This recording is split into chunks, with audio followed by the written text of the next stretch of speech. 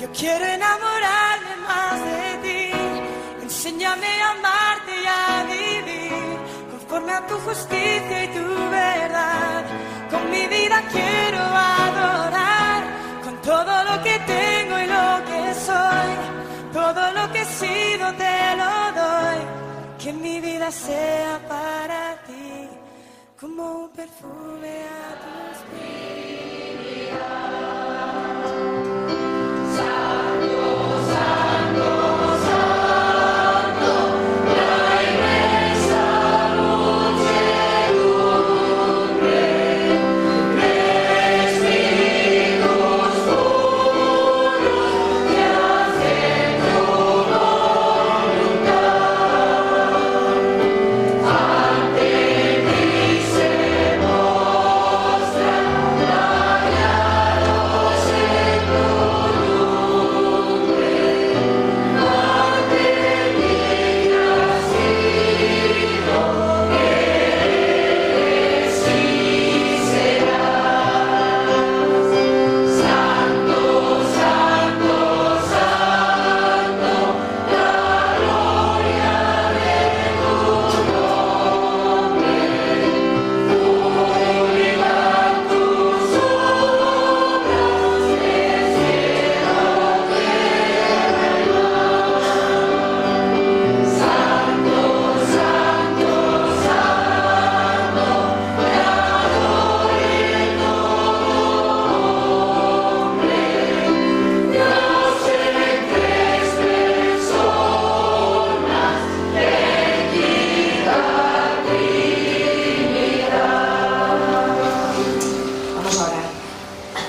Sí, Padre, santo, santo, santo, queremos alabarte y glorificar tu nombre en esta mañana, Señor, y venimos delante de tu presencia con un sentido de adoración, de alabanza, con nuestra actitud, con nuestra manera de ser, con el estar aquí pensando que tú estás aquí en medio de nosotros, Señor. Por eso te queremos alabar y sentirte cerca de nosotros. Por eso queremos, Señor, que buscar en esta mañana tu rostro, verte cara a cara, Señor, desnudar nuestra alma delante de ti para que tú veas cómo está nuestro interior, cómo está nuestro ser, nuestro corazón.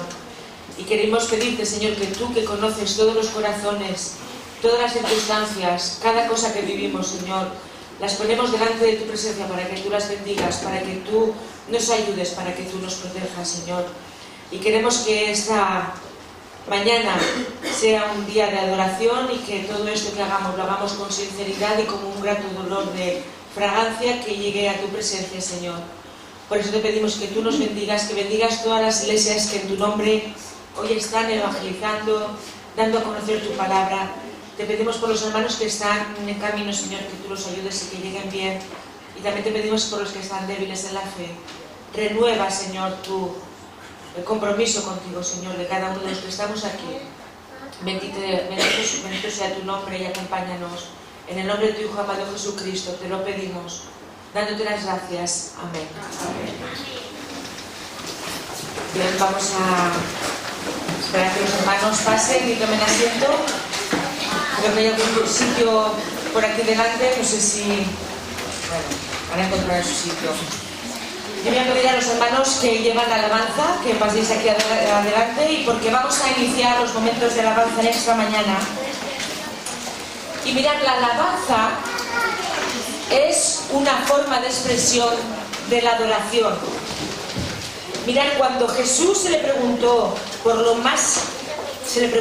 más simple y pura definición de lo que Dios desea de nosotros, lo respondió de una manera muy sencilla en Mateo 12, 29 y 30. Dice así: el Señor nuestro Dios, el Señor uno es. Llamarás al Señor tu Dios con todo tu corazón, con toda tu alma, con todas tus fuerzas. Eso es lo que Dios quiere de cada uno de nosotros.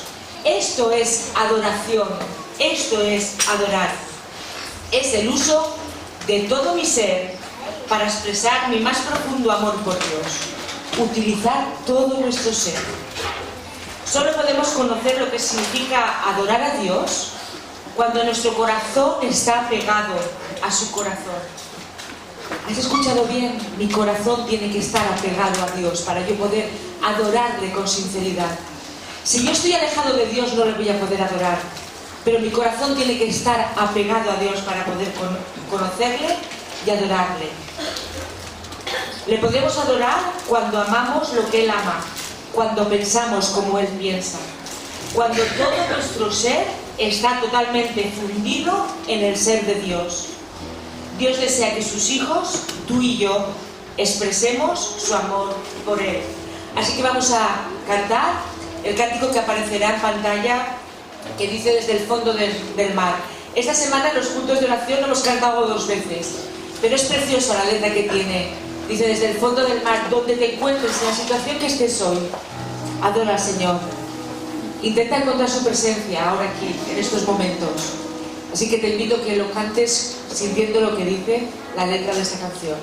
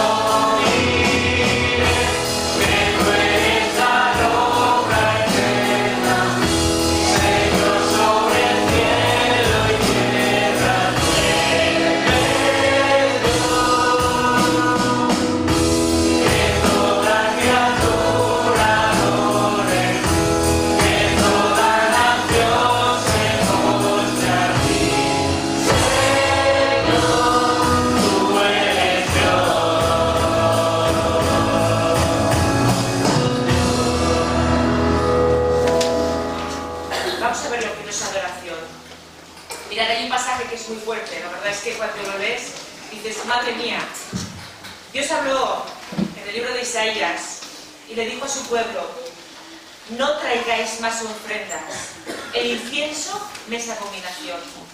Luna nueva y día de reposo, el convocar asambleas.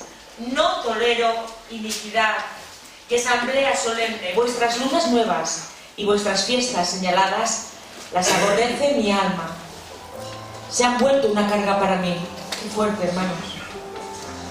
Estoy cansado de soportarlas, y cuando extendáis vuestras manos, dice, esconderé mis ojos de vosotros.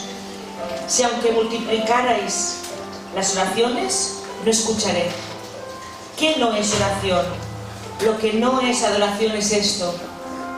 Dios odia la adoración, aquella en la que solo hay formas y tradiciones muertas. Dios sigue hoy en día aborreciendo el hecho de que nos tomemos la adoración como un juego. Y la palabra, su palabra, no significa nada en nuestra vida diaria. Dios abomina eso. Dios odia que nuestro corazón esté completamente frío delante de su presencia. Y que después nos presentemos ante los demás como los mayores piadosos del mundo y unos verdaderos adoradores. Pensemos, meditemos, examinémonos, pensemos si esta es nuestra situación, porque si esta es nuestra situación nos hemos de poner las pilas. Nos hemos de poner delante del Señor y pensar: Señor, si delante de tu presencia no siento nada, es por algo. ¿Qué es lo que me está pasando? Piénsalo, porque el Señor quiere adoradores que le adoren en espíritu y en verdad. Hemos de cambiar de actitud, hemos de pedirle al Señor, decirle: Señor, ten misericordia de mí, perdóname porque a veces no te adoro como tú te mereces, porque mi vida está alejada de ti, porque tú no reinas en mi corazón. Así que piensa, hermano, medita cómo está tu situación con el Señor. Y con esta actitud me gustaría que cantáramos el cántico Renuévame, Señor Jesús. Ya no quiero ser igual. Es el cántico número 26.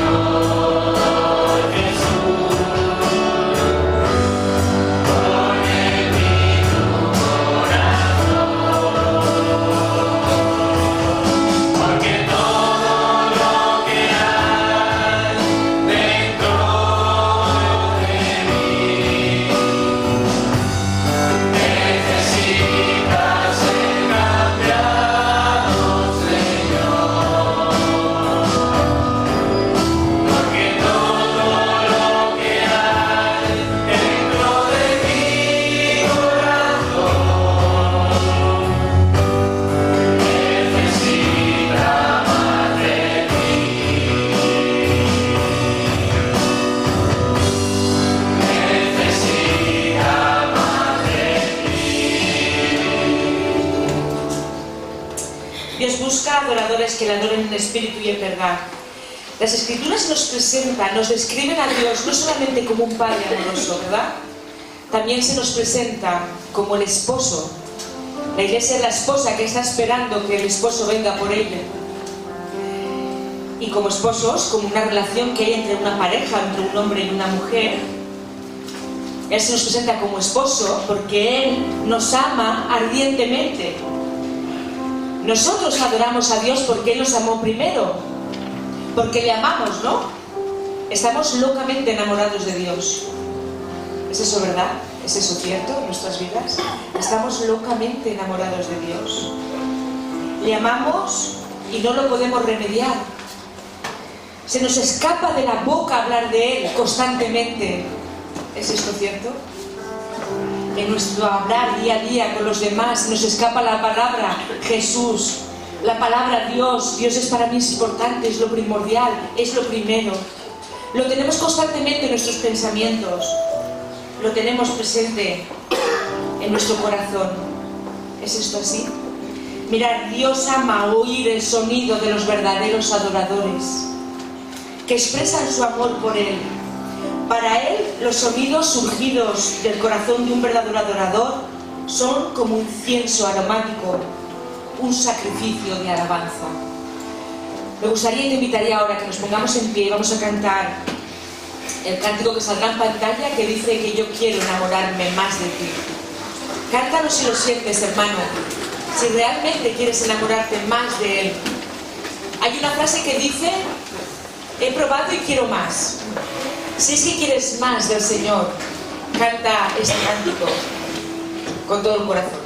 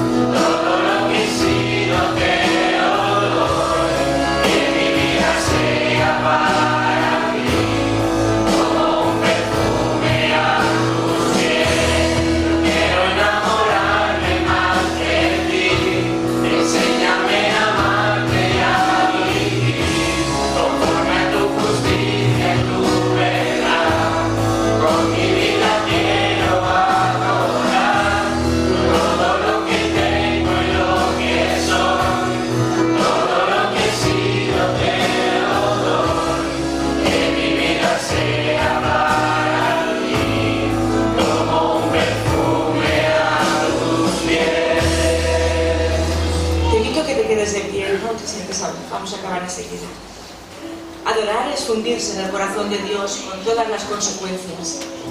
Es hablarle y escucharle. Es admirarle y obedecerle.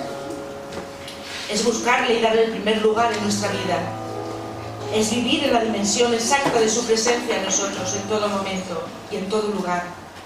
Es compartir con Él y solo con Él lo más profundo de nuestra alma. Eso es adorar. Hay un escritor que dice que Dios nos ha dado una mente para conocerle, un corazón para amarle y un espíritu para adorarle. Así que me gustaría que acabáramos con el cántico Tu Palabra, que también saldrá en pantalla. Y piensa que el Señor te ha dado un espíritu para adorarle. Que así sea.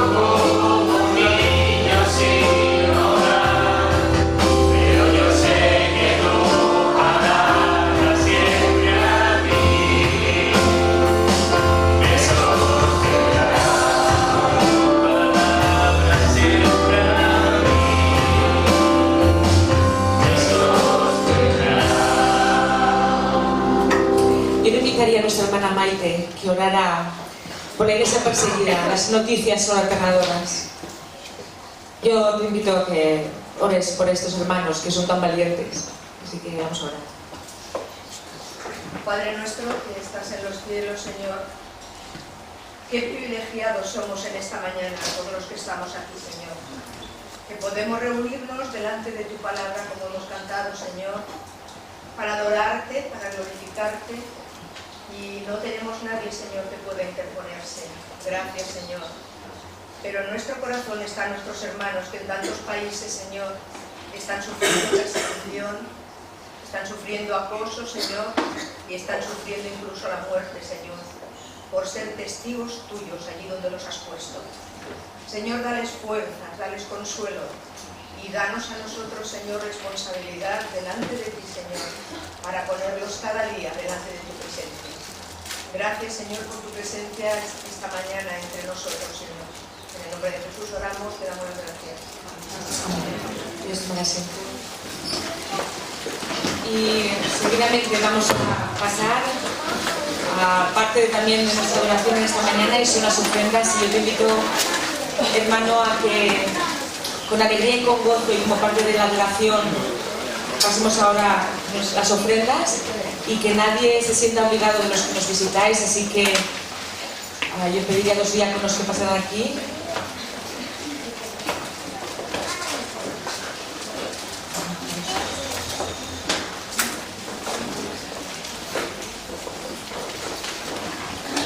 Yo le pediría a nuestro hermano Moisés si él puede poner delante del Señor estas ofrendas.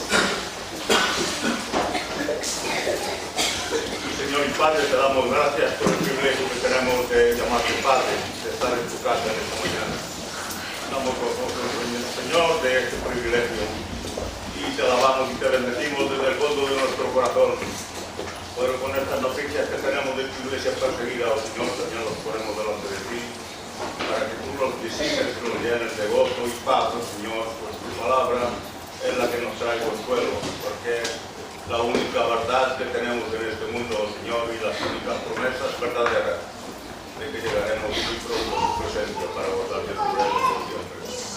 Venimos agradecidos a ti, oh Señor, y queremos ser colaboradores de esta obra tuya, para que muchas personas puedan pasar de nuestra vida en este mundo. Que tú viniste a dar tu vida para salvarlos, Señor, para salvarnos a todos. Bendice estas ofrendas y estos diezmos, Señor. Te los pedimos, Señor, en tu nombre, dándote gracias. Amén.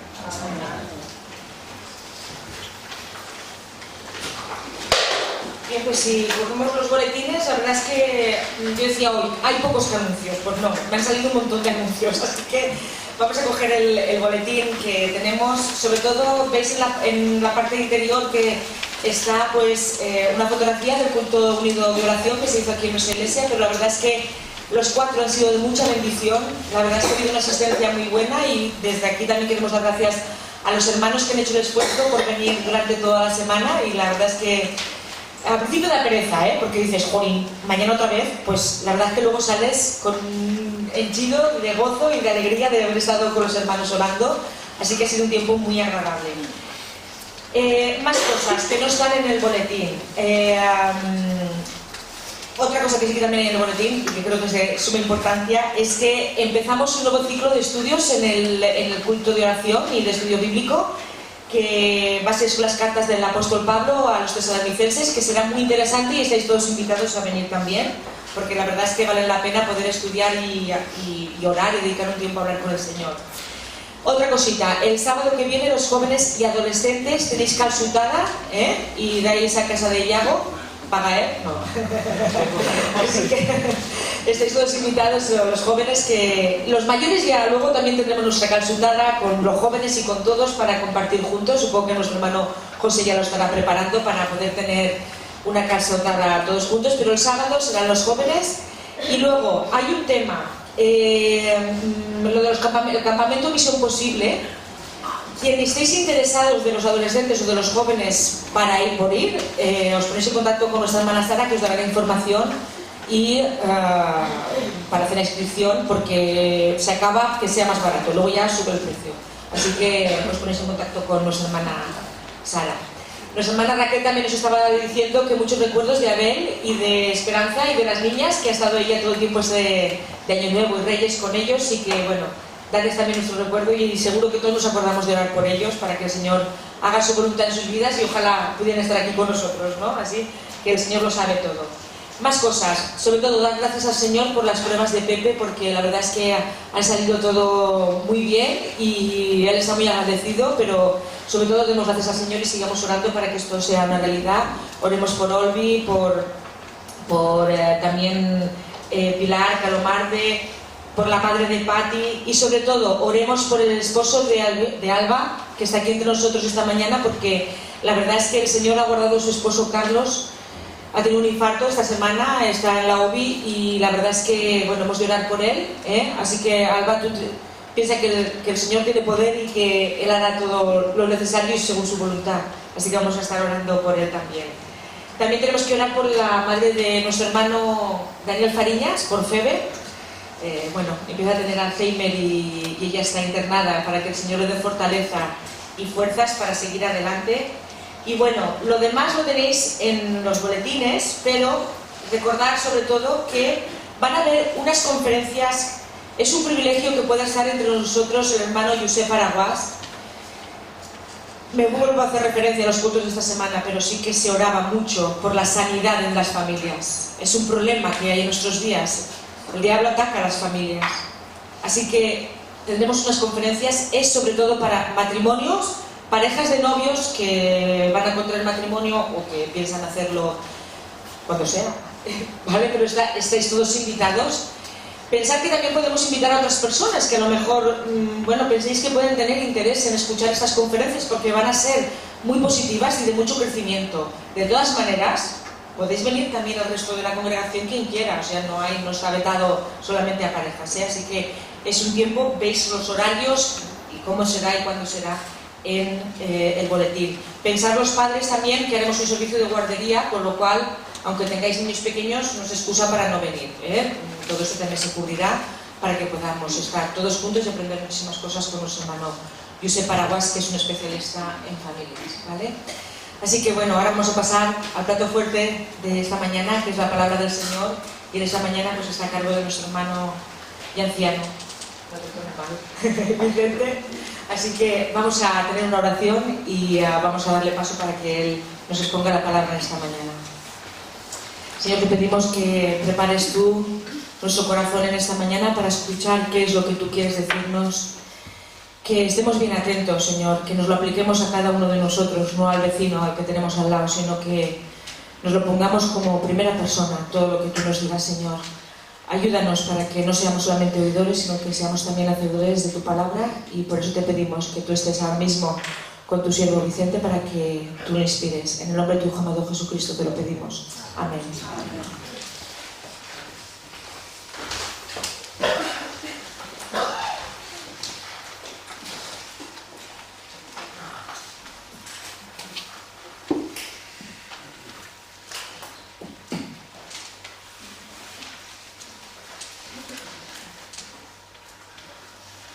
Hermanos, lo primero que quiero es darle gracias a Dios porque es un privilegio muy grande poder compartir a mis hermanos la palabra de Dios, pero además es un privilegio muy grande el poder contemplar vuestros rostros desde aquí, desde el púlpito.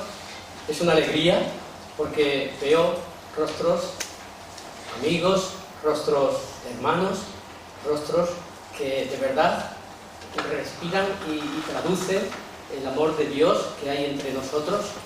Y además es una alegría ver que la iglesia está llena. Por supuesto que es una alegría más. Bueno, voy a compartir con vosotros la palabra de Dios, pero en principio deciros que, bueno, hemos acabado un periodo vacacional, hemos acabado un periodo que llamamos de Navidad, que hemos tenido, por supuesto, un periodo de celebración del nacimiento de Jesús. Y por supuesto que ya contemplamos que ya lo hemos pasado, pues no tenemos árbol, no tenemos tampoco las velas, no tenemos los adornos de Navidad.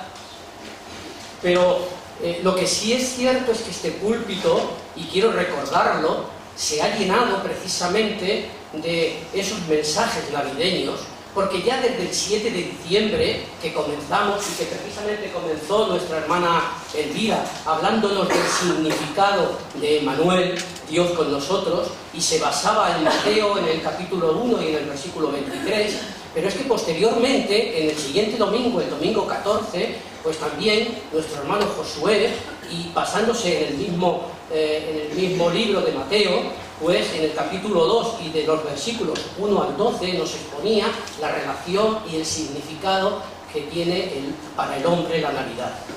Posteriormente, el siguiente domingo, también nuestro pastor Samuel, domingo 21, también su base de predicación estaba en el anuncio del nacimiento del Mesías por parte del profeta Isaías. El siguiente domingo, el 28, nuestro hermano Óscar también utilizó el periodo navideño, la Navidad, el nacimiento de Jesús, para que pudiese meditar también en Mateo 2, en el capítulo 2, del versículo 8 al 20, haciendo alusión al cántico de los ángeles y también a la visita de los pastores.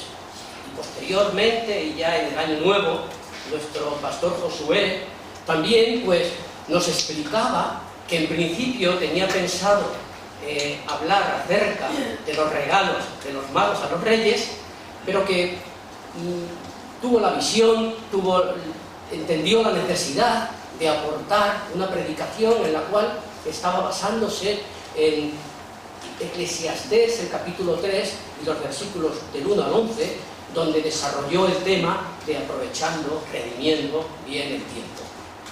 Y hoy yo en esta mañana quiero continuar precisamente predicando acerca del nacimiento de Jesús. ¿Por qué?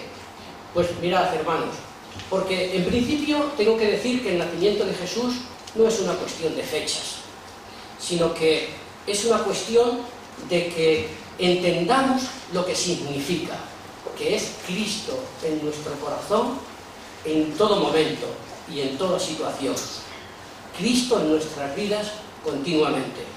Y en segundo lugar, porque también quería terminar de este capítulo 2 y sobre todo meditar acerca de cuáles son esos lugares en los que se han desarrollado estos acontecimientos de la Navidad, como son Belén, Egipto y Nazaret.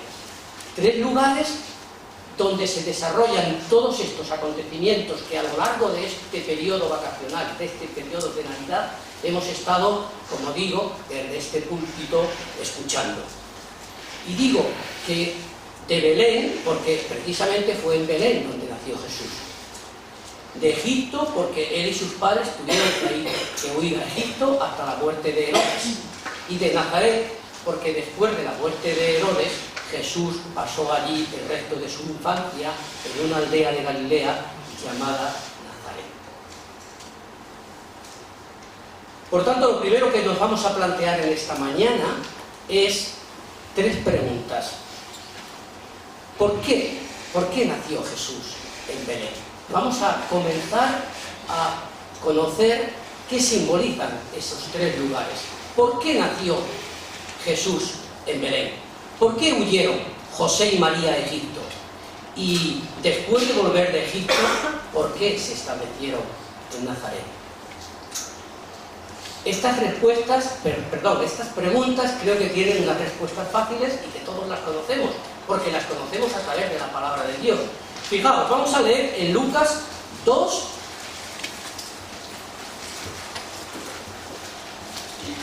los versículos del 1 al 3.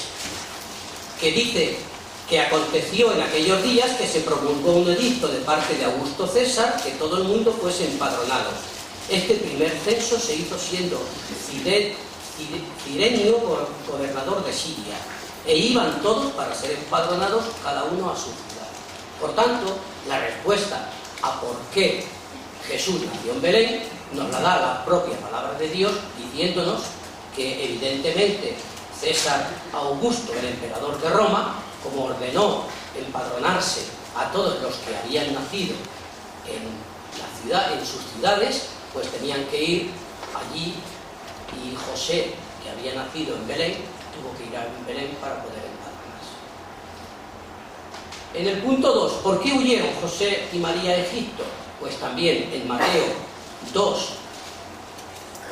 capítulo 2, versículo 13, encontramos que nos dice la palabra de Dios que después que partieron ellos, he aquí un ángel del Señor apareció en sueños a José y le dijo: levántate y toma al niño y a su madre y huye a Egipto, y permanece allá hasta que yo te diga, porque acontecerá que Herodes buscará al niño para matarlo.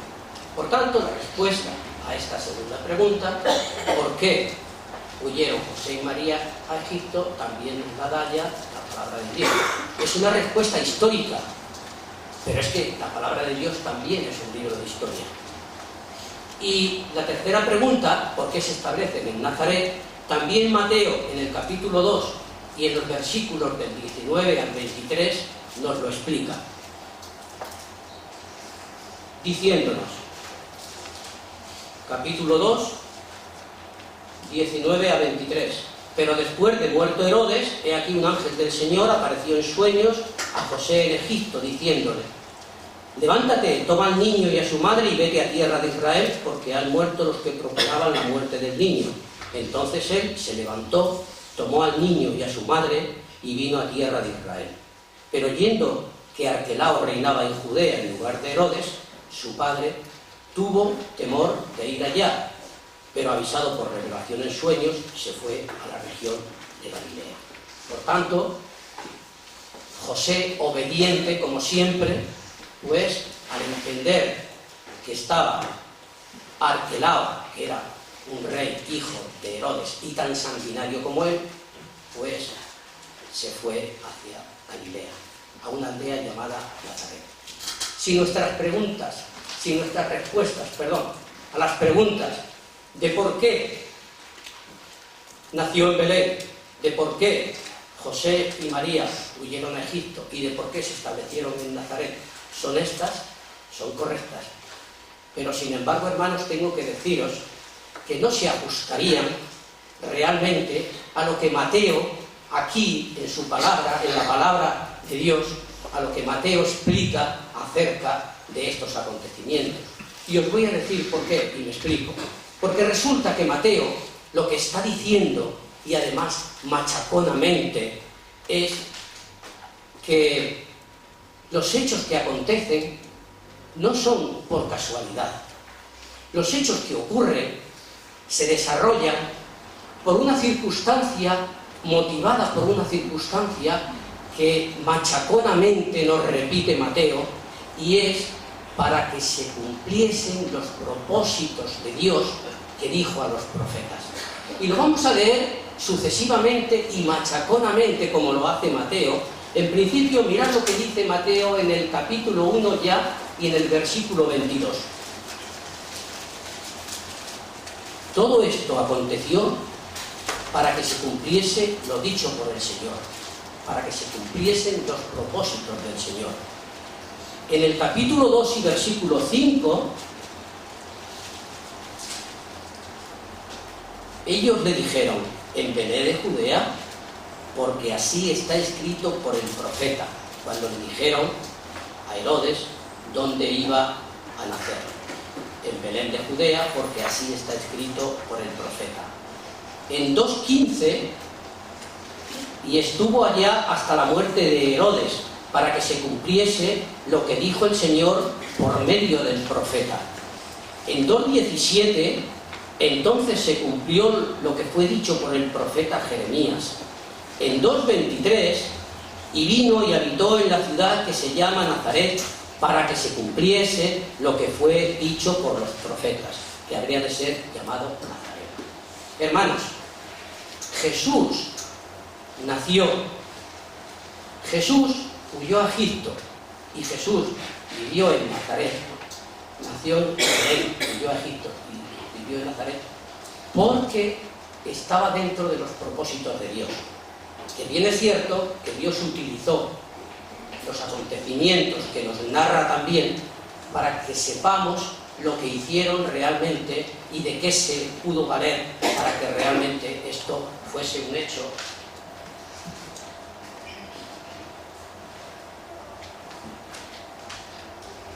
y se desarrollasen tal y como quería Dios que se fuesen desarrollando sus propósitos. Porque eso también es lo que ocurre con nosotros. Hermanos, no hay absolutamente nada que ocurra por casualidad, por suerte, por cualquier otra circunstancia que no sea porque Dios ya está dentro de sus propósitos y ya está dentro de sus planes.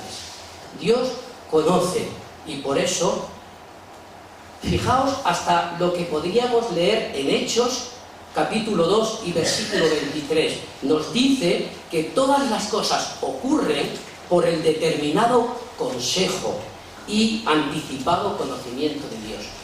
Dios no solo tiene propósitos, sino que además conoce absolutamente todo lo que también pasa en nuestras vidas.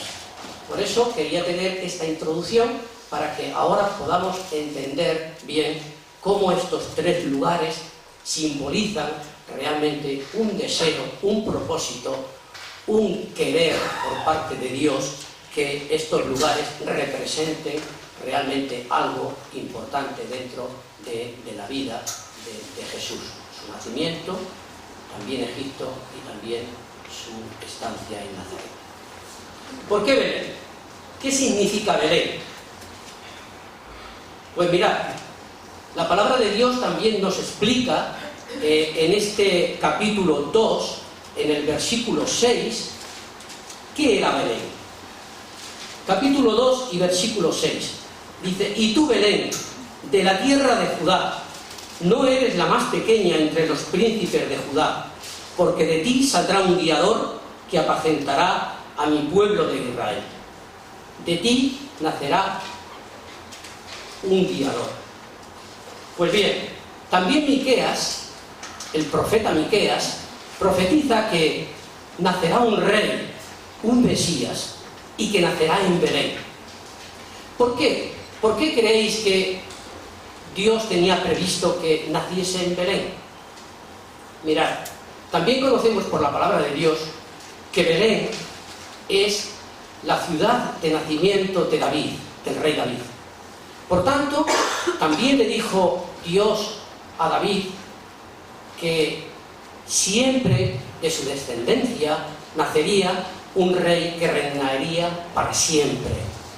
Y por supuesto que en Belén es el lugar de nacimiento de los dioses ungidos, de los reyes ungidos por Dios. Es el nacimiento de un rey, David, y es el nacimiento de un rey, Jesús. Jesús tenía que nacer en Belén, y no por una casualidad histórica o cultural, o por un deseo de un emperador de que se fuesen a empadronar en una ciudad determinada, sino que Jesús nació en Belén por un designio divino, porque Dios lo propuso así, y Dios quiso que Jesús naciese en la misma ciudad que David, que el rey David, y que naciese en Belén. ¿Y Egipto? ¿Qué significa Egipto dentro de estos acontecimientos de Navidad? Pues mirad, para los judíos, Egipto había sido el país, la nación de la gran esclavitud. Allí Dios Dios estableció el rescate de su pueblo, y allí también Israel había sido establecido como nación. Por tanto, Egipto no solo significa símbolo de opresión, símbolo de esclavitud, sino también símbolo de cuna, porque fue el nacimiento del pueblo de Dios, el nacimiento de Israel. Por tanto, era necesario, según los propósitos de Dios, que aquel que había venido a este mundo para liberar, para redimir, para salvar al pueblo de Dios, salga de Egipto y así cumpla la misma experiencia de Israel. Pero también convenía, y también era necesario, según los propósitos de Dios, que aquel que era el autor de la salvación, pues pasase las mismas experiencias que el pueblo ungido, que el pueblo escogido por Dios. Egipto, por tanto, representa aquella situación, como he dicho antes, de esclavitud, de opresión, que la humanidad se encuentra, que todos y cada uno de las personas que vemos a nuestro alrededor, que viven en la humanidad, se encuentra, y a la cual Jesús, como nuevo Moisés, va a conducir a su pueblo, a todos los pueblos de la tierra, a todos los pueblos hacia la tierra prometida, hacia una eternidad con Dios. Por lo tanto, a lo largo de la historia, también hemos ido viendo cómo Dios ha ido sacando y llamando de Egipto a sus hijos, a cada uno de nosotros. El arquetipo sigue vigente hoy día. El patrón que se estableció en el Éxodo aún vive, aún sigue vigente, porque Dios aún sigue llamando, porque Dios aún no ha cerrado las puertas, y a cada uno de nosotros ha ido llamando, y cada uno de nosotros ha tenido que salir de su propio Egipto. Por tanto, ¿qué significa el que hayamos respondido a Jesús, al llamamiento? ¿Qué significa ser cristiano? Pues significa haber sido llamado a Egipto, significa haber sido llamado de Egipto por Dios. Es haber abrazado la promesa divina de una tierra prometida. Y de la misma manera es emprender un viaje por el desierto, un viaje por el camino trazado por Jesús, contando con que todo lo demás es pérdida por tal de ganar el reino de Dios. Por tanto, hermanos, tenemos que tener muy presente cuál es en estos momentos nuestra situación con respecto a lo que significa, a lo que simboliza Egipto. ¿Cuál es la realidad? Pues tenemos que confesar que en muchas ocasiones nos ocurre como a los israelitas les ocurría cuando atravesaban el desierto, pues que añoramos los ajos y las cebollas que añoraban ellos. Y cuando estamos pasando por nuestros desiertos, por nuestra situación en la cual tenemos pruebas, tenemos alegrías también, pero vamos siguiendo ese camino que ya Jesús nos ha trazado, pues en muchas ocasiones tenemos que confesar, hermanos, que miramos atrás y añoramos ese viejo hombre, o esa situación carnal, o esa situación, y eso tenemos que confesarlo para que realmente nuestras vidas sean esas vidas santificadas que Dios quiere, no solo que quería para su pueblo Israel, y por eso los llevaba a esa tierra donde fluía leche y miel, sino que también la quiere para nosotros, para llevarnos a una eternidad con Él. ¿Y Nazaret? ¿Qué significa? ¿Qué significa Nazaret?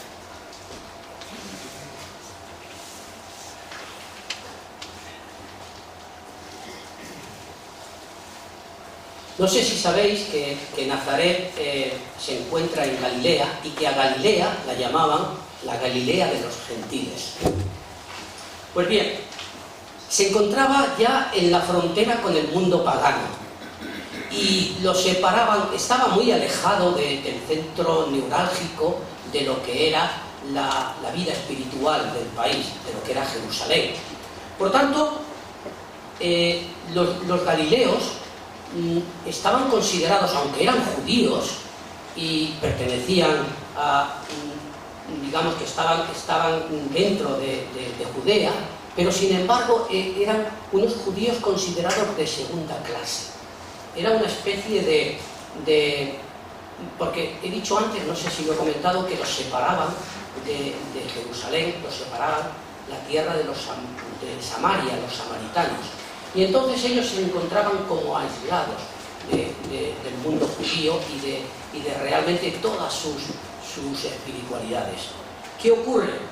Que los líderes religiosos de Jerusalén consideraban a los galileos pues como de segunda clase. Y podemos leerlo en Juan 7:52. Fijaos lo que dice Juan.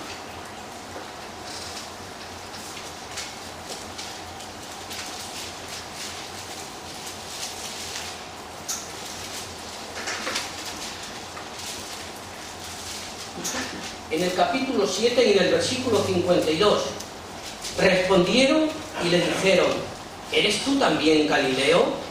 Escudriña y ve que de Galilea nunca se ha levantado profeta. Allí, pues nunca ha habido nada bueno. Yo no sé si los de Puertollano sabemos muchas veces que cuando queremos decir algo de los de Almodóvar, decimos de los de Almodóvar ni el polvo, y sacudimos los zapatos. Pero es que los judíos realmente pensaban así de los galileos, que era un mundo donde no solo estaban gentiles, sino que además eran pecadores, eran paganos, eran gente que adoraban a dioses extraños y cosas muy raras. Hacían cosas muy raras que para ellos pues los consideraban como que estaban en tinieblas, como que estaban en oscuridad. Mirad precisamente lo que podemos leer en Mateo 4, vamos a volver a Mateo, y en el capítulo 4, y en el versículo 15 y 16, lo que dice acerca de los galileos.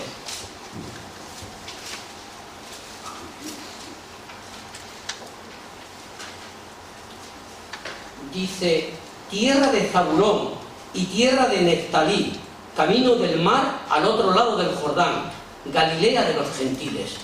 El pueblo, asentado en tinieblas, vio gran luz, y los asentados en región de sombra de muerte, luz les resplandeció. O sea, era un pueblo, como dice Mateo, asentado en sombra de muerte. Por tanto, Galilea era símbolo de tinieblas, de destrucción y de muerte. Nos preguntaríamos entonces, ¿cómo es que Jesús tiene que ir a vivir allí y a iniciar su vida pública, pasar su niñez, pasar su infancia en Galilea? ¿Cómo es posible que Dios conciba ese propósito? Si es un lugar donde el pueblo está identificado como un pueblo pagano, lleno de tinieblas y lleno de oscuridad.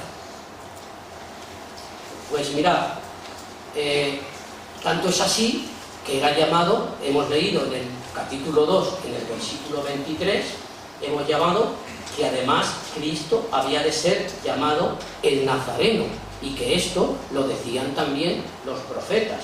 El 23 dice que vino y habitó en la ciudad que se llama Nazaret, para que se cumpliese lo que fue dicho por los profetas, que habría de ser llamado Nazareno.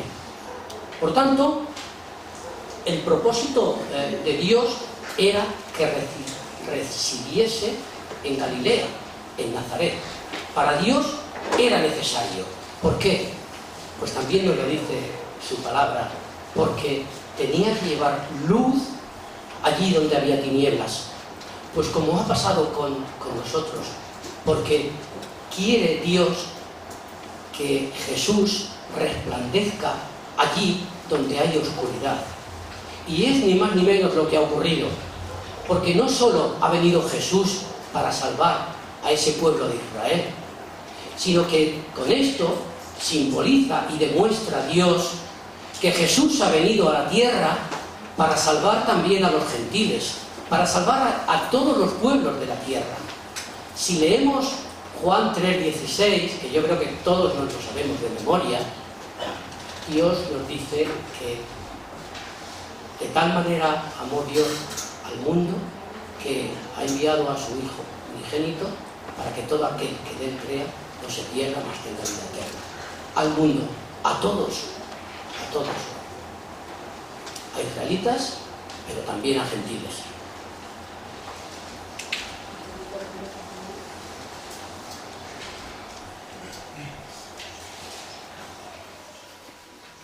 Si los tres lugares, Belén, Egipto y Nazaret, simbolizan algo, es lógico que esto también tenga una repercusión en lo que es el ministerio de Jesús y el ministerio que iba a realizar, y también en el conocimiento de quién era realmente Jesús. El hecho de haber nacido en Belén, ya hemos explicado que al descender de David, hace que desde el primer momento Jesús se ha identificado con la casa real de David, y entonces él es rey, es es rey y además ha venido para establecer el reino de Dios en la tierra. Vino como Mesías, vino para reinar, pero sin embargo su realeza también tiene otros aspectos que tenemos que tener en consideración y que además ya en el momento del bautismo también le fue revelado, porque no solo vino como rey, sino que también ha venido como siervo sufriente. Él es el rey, pero su trono pasará por la cruz.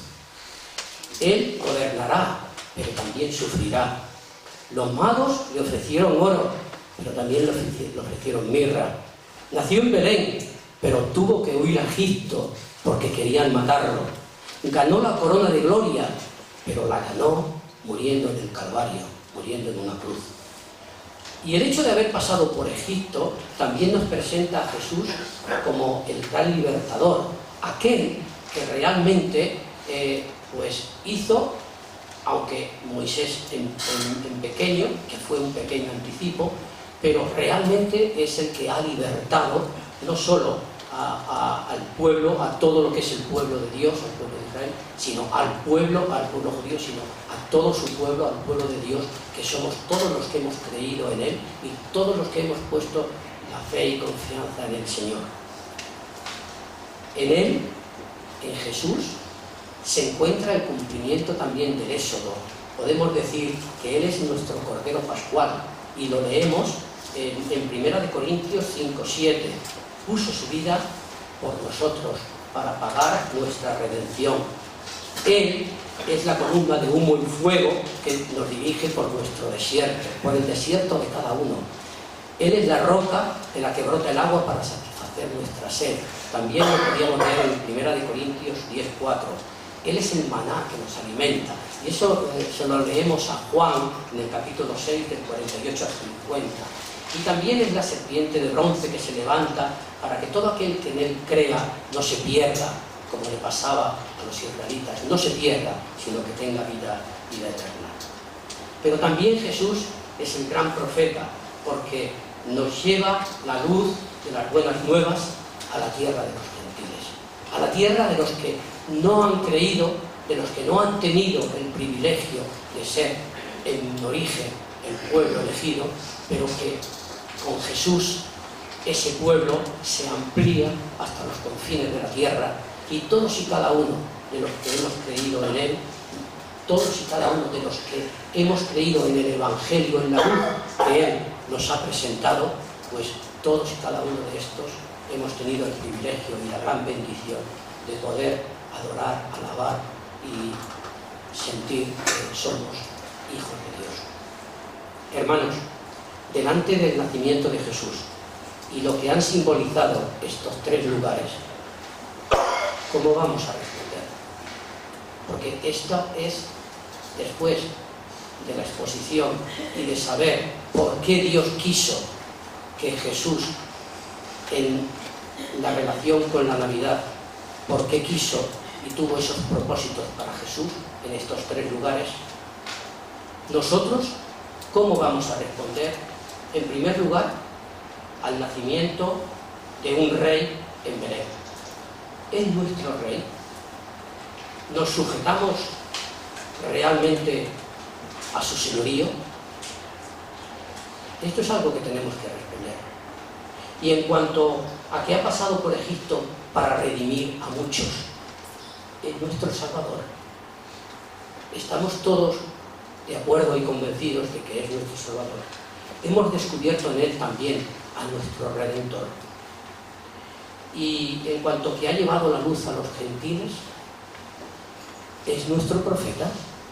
Realmente podemos decir que nosotros estábamos en tinieblas y gracias al mensaje de nuestro Señor Jesucristo, a su vida, nosotros hemos abrazado la luz del Evangelio y hemos salido también de nuestro Nazaret. Si no es así, si para alguno la respuesta es que no es así, pues entonces no se entiende que celebre la Navidad ni el nacimiento de Jesús, porque lo único que hace realmente es celebrarlo, pues porque hay regalos, porque hay fiesta, porque hay luz, porque hay colorido, porque hay alegría. Pero el verdadero sentido de la Navidad no llega a captar. Sin embargo, si respondemos que sí, que es nuestro Rey, que es nuestro Salvador y que es nuestro profeta, pues gloria a Dios, porque para esto nació Jesús y para esto celebramos la Navidad, para tener un Rey que nos gobierna, un Salvador que nos redime y un profeta que nos transmite la verdad en la que queremos vivir. Dios quiera que todos y cada uno de nosotros respondamos que sí, y esto que significan estos 3 lugares sea también para nosotros una realidad. Y yo invito entonces ya desde el púlpito y para terminar a que aquel diácono que se tenga que encargar de promover un viaje a estos 3 lugares, pues no estaría mal que como iglesia también pudiésemos tener la perspectiva futura más o menos inmediata de visitar Belén, Egipto, Nazaret y tantos lugares como nos pues invitarían al recogimiento y a conocer esos sitios donde nuestro Señor Jesucristo pues ha vivido.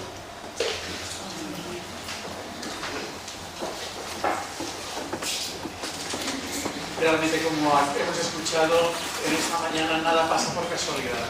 Y Dios, en sus propósitos eternos, perfectos, conocía cuál es nuestra necesidad e hizo todo lo necesario. Y en este momento podemos recordar precisamente que no solo se hizo carne para vivir la experiencia humana, la tragedia humana, aún sin pecados, sino que lo hizo por amor, dando su vida, muriendo en la cruz, para darnos vida abundante y vida eterna. Y ojalá, como se nos ha dicho en esta mañana, nuestro lugar esté con Cristo y sirvamos al Rey de Reyes, que hayamos abandonado Egipto, la esclavitud, y en Jesús gocemos de la auténtica libertad. Así que aquellos que ya habéis, por la fe, aceptado a Jesucristo, le habéis dicho que creéis en Él y que le queréis seguir con todas las consecuencias y repercusiones en esta vida, habéis dado público testimonio de vuestra fe bajando simbólicamente a esas aguas del bautismo, que nos recuerda que renunciamos a nuestra vida pasada y resucitamos a una vida con Cristo, y no hay nada en este momento que os impida pues participar, como dice también la palabra, de los símbolos del pan y del vino. Pues os invito, y la palabra del Señor os invita a participar de ellos. Vamos a pedir que los diáconos nos ayuden a pasar el pan y el vino.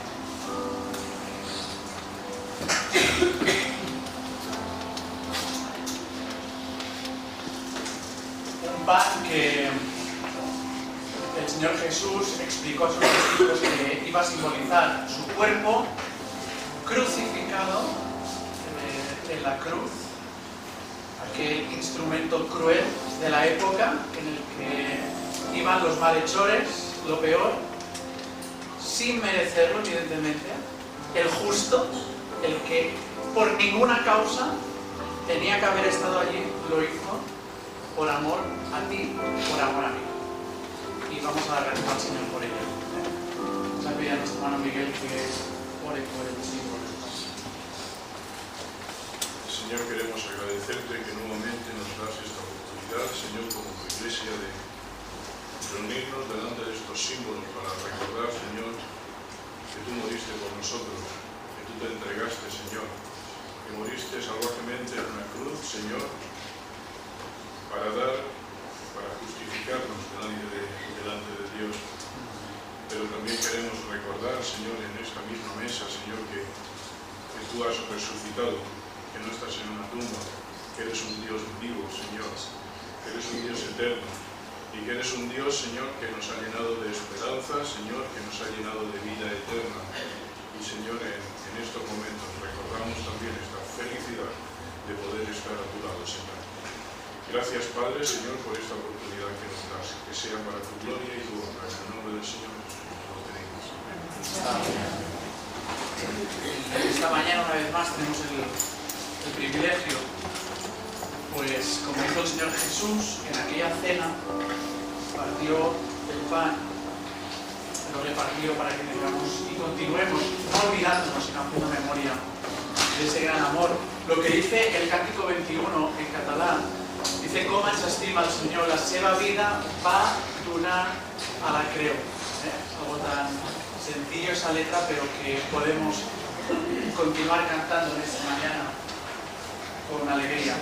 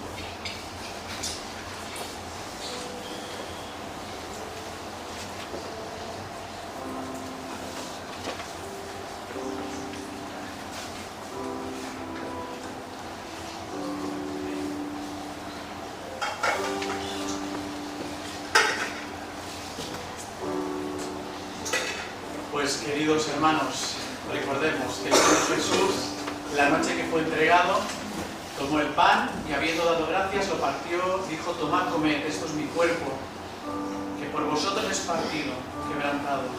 Haced esto todas las veces que lo comiereis en memoria de mí.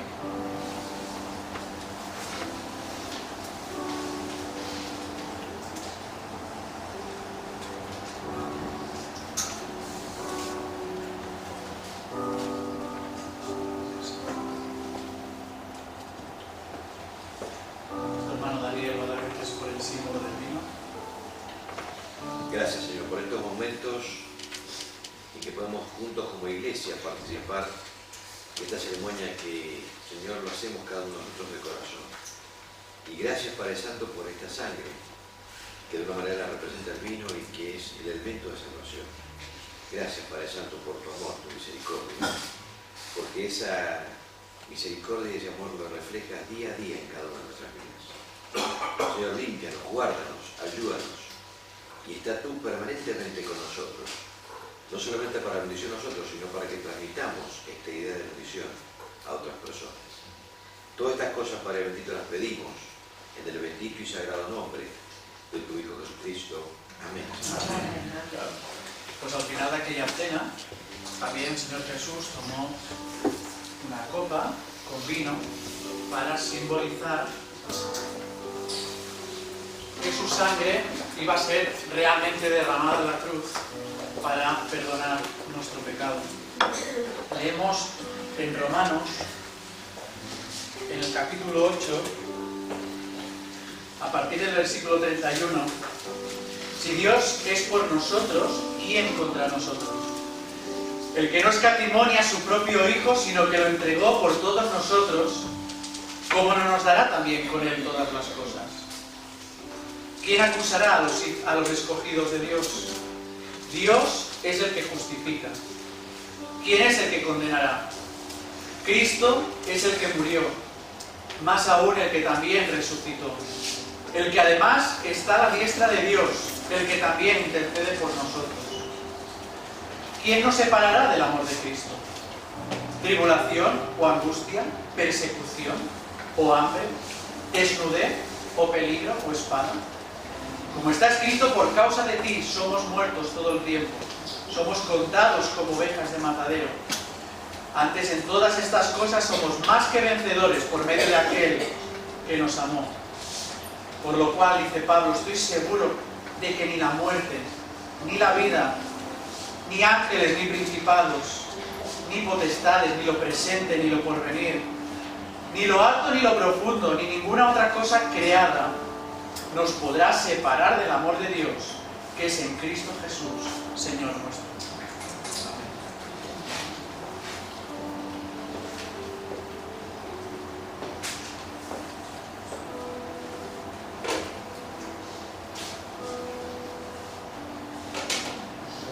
Leemos en el texto bíblico, después de aquella cena, el Señor Jesús tomó también la copa diciendo: este es el nuevo pacto en mi sangre, bebed de ella todos también en memoria de mí.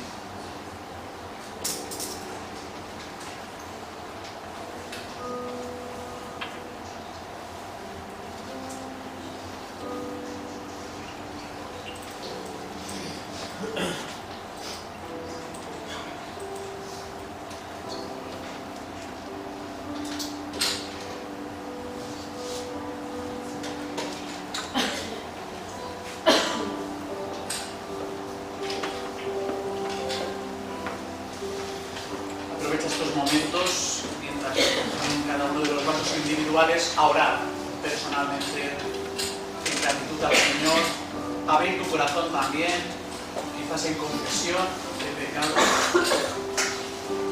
Es una oportunidad para que tú también pues tomes decisiones en relación con el Señor.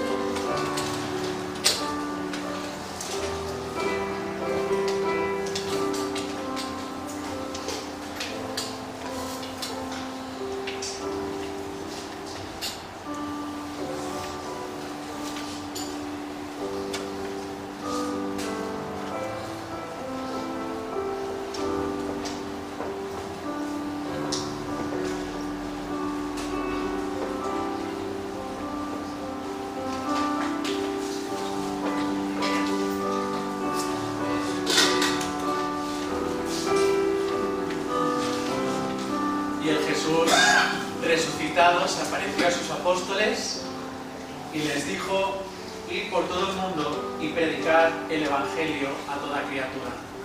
Que así lo hagamos nosotros también. Amén.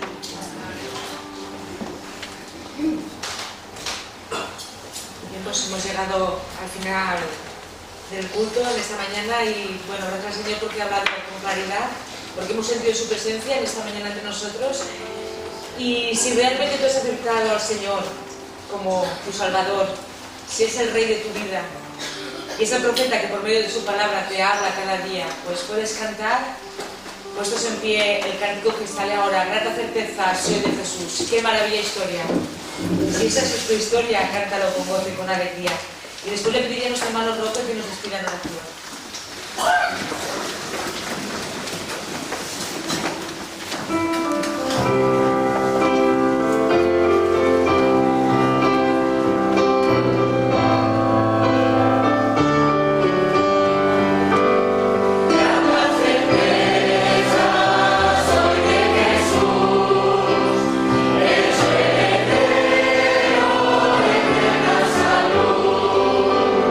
Su sangre pudo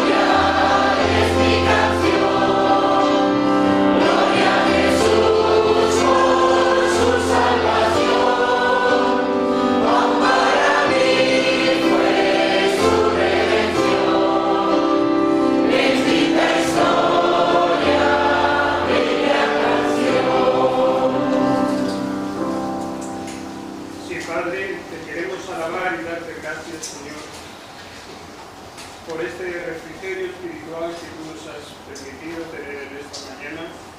Señor, de poder venir a tu casa, alabarte y glorificar tu nombre. Y darte gracias, Señor, por lo bueno y misericordioso que tú eres en nuestras vidas. Señor, te damos gracias porque hemos cantado que esta es nuestra historia y esta es nuestra canción. Señor, no tenemos otra historia y otra canción que proclamar tu nombre. Y Señor, decirte que tú eres nuestro Salvador. Que tú nos ayudes a vivir, Señor, cada día más cerca de ti. Señor, apegados a ti, porque tú lo dices, fuera de mí nada podéis hacer. Y Señor, te queremos pedir que tú nos ayudes a llevar todo esto. Te damos gracias, Señor, también porque en nuestra vida nada ocurre por casualidad. Señor, desde el principio tú ya lo tenías todo establecido. Y te damos gracias porque desde el día de hoy podemos ver el plan de la salvación perfecto, sin mancha. Y Señor, gracias porque tú te has acercado y has venido y has habitado entre nosotros. Gracias, Señor, por tenerte a ti y por haber creído en ti. Despídenos con tu paz y con tu bendición. En el nombre del Señor Jesús. Amén. Que el Señor os bendiga. Vamos a sentarnos un poquito, meditar en todo lo que nos escuchaste esta mañana. Y bueno, pues hasta el jueves, si Dios quiere, los que podáis, y si no, hasta el próximo domingo.